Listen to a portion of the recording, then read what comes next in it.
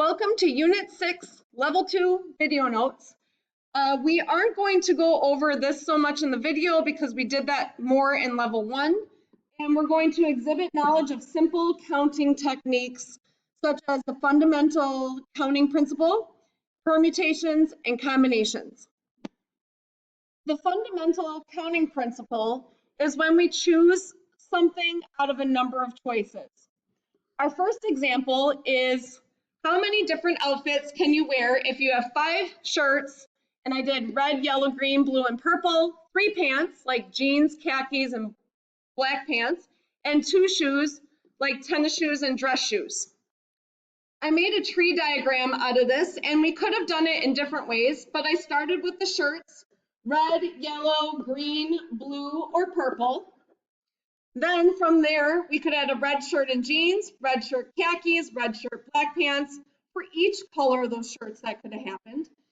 And red shirt, jeans, and tennis shoes would be one outfit. Red shirt, jeans, and dress shoes would be 2 outfits. Red shirt, khakis, tennis shoes, that would be a 3rd outfit, and so on and so forth. The more options we have here, the bigger the tree diagram is. So thank goodness for the fundamental counting principle. When we choose one from a number of choices, like for example, our shirts here, our number of choices was 5. Our pants, we had 3 of them. So my number of choices was 3. And my shoes, I was choosing 1 pair of shoes for each out of 2. And the fundamental counting principle says multiply those together, 5 times 3 times 2. Would be 30 different outfits. Our diagram did have up to 30 outcomes, and we could have drawn this in many different ways. I like using this more than counting that. Let's apply this to more examples. An airline ticket code has 3 numbers, 0 through 9, and 4 letters, A through Z. How many different codes are there? Lots of kids will do 3 times 9 and 4 times 26, but that is not correct here. We're going to have different codes. I like to write down some slots to visualize that. I know this airline ticket code has numbers for the first 3 and then letters for the last 4. It doesn't say anything about numbers or letters not being able to be repeated, so we're going to assume that they can be repeated. So for our first number, it can be the number 0 through 9, and that would be not 9 options, but 10. Let's write it out. If you count these numbers out, there are 10 options for the digits to be 0 through 9. Now, it doesn't say anything about not being repeated, so the second number could be the same amount of options, 0 through 9, and 0 through 9 for the third number. The last 4 are letters for this ticket code, and my options are A through Z. That's 26 options. And there's 26 for the second letter, 26 for the third letter, and 26 options for that last letter, since the letters can be repeated. So it could be Z, Z, Z, Z at the end. The next example is exactly the same, except, take off that T there, how many different codes are there if no number or letter can be repeated? We still have 3 numbers, 0 through 9. And we still have 4 letters, A through Z. The first number is going to have 10 options. It can be 0 through 9. However, if the first number is 5, for example, I now don't have 10 options to choose from. I have 9. So that second option is really 10 subtract 1 that was used right there. So that's 9 options. Then let's say the 2 was taken. Now I have 8 options remaining. The 10 total at the beginning minus the 2 taken so far. So that's 10 times 9 times 8, a lot different than that up there. Similarly, for the letters A through Z, well, we have 26 for that first slot. Then a letter has to go there. So instead of 26, we've got one less here. And now we have 2 letters taken, so that's 26 subtract 2. And now that's 3 letters taken up, so 26 subtract 3. Our number of options went down because no numbers or letters could be repeated. Where up here, if I used a number or letter, I put it back into the number of options for the next one. Go ahead and hit pause and multiply these. So you can type 10 times 10 times 10 times 26 times 26 times 26 times 26, or you can do 10 to the third times 26 to the fourth, because repeated multiplication is exponential. If that scares you, just go ahead and plug that in your calculator. Our answer for that first one is 456,976,000 different airline ticket codes. That is a ton.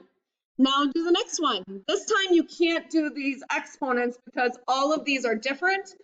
So type it all in your calculator. Our answer is still huge, but almost cut in half. Now we're going to talk about permutations, and that's when we choose many things from a group of possibilities.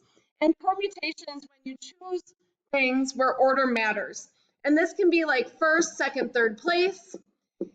It can be the arrangement in a photograph. How many ways can I arrange people in a photograph? So anything with arrangements, that includes where order matters.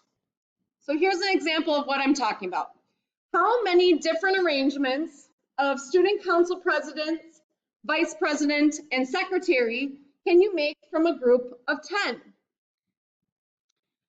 So I have a group of 10, and I want to know all of the ways I can choose 3 people, and those 3 people can have different roles. So maybe 1, 2, and 3, maybe that's president, vice president, secretary.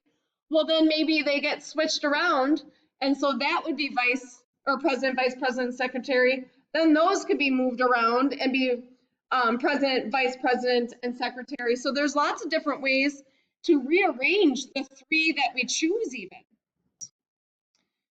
So this is a permutation because we're talking about all the different arrangements. So anyway, we have 10 in our group. We're choosing 3 people at a time to be president, vice president, and secretary. So in your calculator, you're going to hit 10, hit the probability key depending on what calculator you have, and then it should come up with this NPR, and then hit 3. Our answer is 720 ways I can take 3 kids and figure out all the ways to rearrange them from a group of 10. Wow, that's a huge number. So how does a permutation differ from a combination? It's where the order doesn't matter, where we're just taking a group of things and not all the ways to arrange them. So this looks the same. This is still the total possibilities to choose from, and that R is how many I'm going to choose. So for this example, it says, how many different ways can a group of 3 be chosen from a group of 10? So I'm going to choose 3 people from a group of 10. Well, those rearranged is still the same group. So all the different ways I can rearrange the 1, 2, and 3, I'm ignoring those other ways. A combination is where we don't care about the arrangement of what we're taking. So this is read 10 choose 3 combination versus 10 choose 3 permutation. And you type in 10, hit that PRB key again, and you have to arrow over, and you should get NCR, then hit a 3. This time I get 120 versus what we just had with 720, because we're taking out all of these different arrangements that I can make with 3 things. And I just wrote all of them. There's only 6 ways you can arrange 3 different people. But the permutation includes all those ways from each group of three, where the combination just takes the group of three. Who cares about the other ways to rearrange them? The only way to get better at this is to keep practicing. So here we have 10 different books to choose from. So we're going to choose 5 out of the 10 to rearrange on a shelf. So let's choose book A, D, E, G, and H. So that's one way to choose 5 from the 10. So 10 choose 5 permutation, or 10 choose 5 combination is the next question to answer. Permutation is where order matters, and combination is where I just have a group. So let's think about the combination. If I have this group of books, am I including rearranging them as another successful way to arrange the different ways on the shelf? And this would be another outcome. So order does matter because I'm changing the books around, and it's another success out of the 5 I choose from. There are so many ways to rearrange these 5. It's actually 5 times 4 times 3 times 2 times 1. And that is 120 ways just to rearrange those 5 books. So I'm not going to write all of them down. Well, that's just choosing these 5. What if we chose A, B, C, D, E? Then there's 120 ways to rearrange those. And then if I choose not A, but these 5, there's 120 ways. So anyway, the order does matter. So it is 10P5, so 10 choose 5 permutation. Let's plug that in your calculator. And I got 30,240 ways to rearrange 5 books from a group of 12 on a shelf. Wow. Part B, we're still going to rearrange these 10 books because we're going to say how many ways can you put all 10 books on the shelf? So the order is going to matter, and we have 10 books to choose from, and we're choosing all 10. So if you plug that in your calculator, 10 choose 10 where the order matters, you get a huge number, 3,628,800. Now, since we're choosing all 10, let's think about that with the fundamental counting principle. So 1, 2, 3, 4, 5, 6, 7, 8, 9, 10. We have 10 options for the first book on the shelf.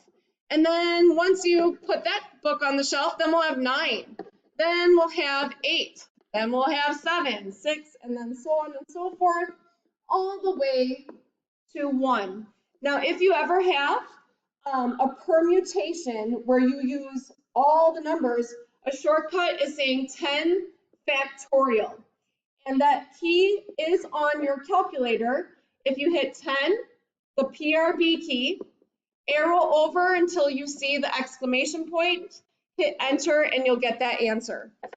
On the prior one, that wouldn't have been able to work because that was a 5, and factorial takes you all the way to 1. So this one would have been 10 options times 9 times 8 times 7 times 6.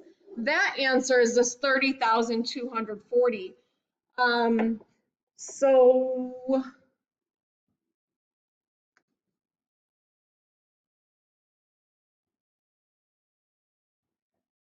when it's a permutation, you can use this idea.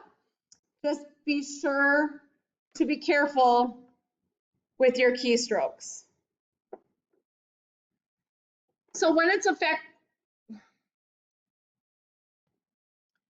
So with permutations, you can apply the fundamental counting principle, but if you're not using all the options, be careful that you don't go all the way down to 0 or to 1, where if you're using all of the options, then that is the same as going all the way to 1, where you can use the factorial.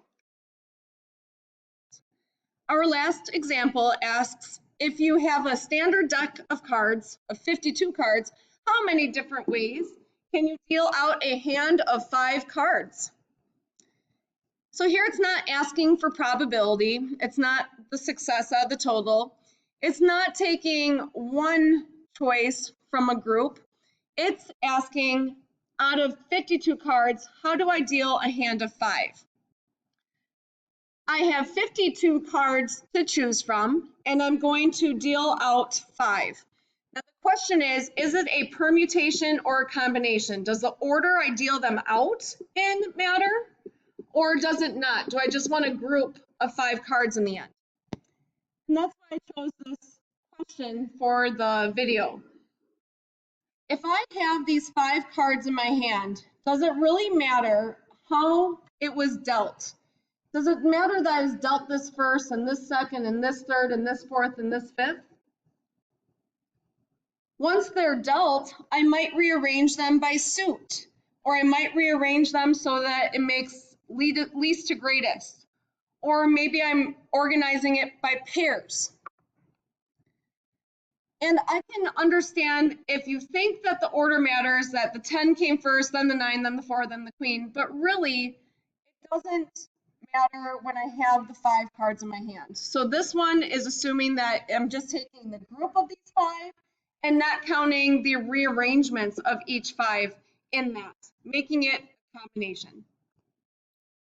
So please plug that into your calculator and we get a huge answer. Our answer is 2,598,960 different hands of 5. Let's plug it into our calculator. 52 choose 5 combination is huge. 2,000,000. That's a lot of different hands of 5 cards I can choose out of 52. Wow.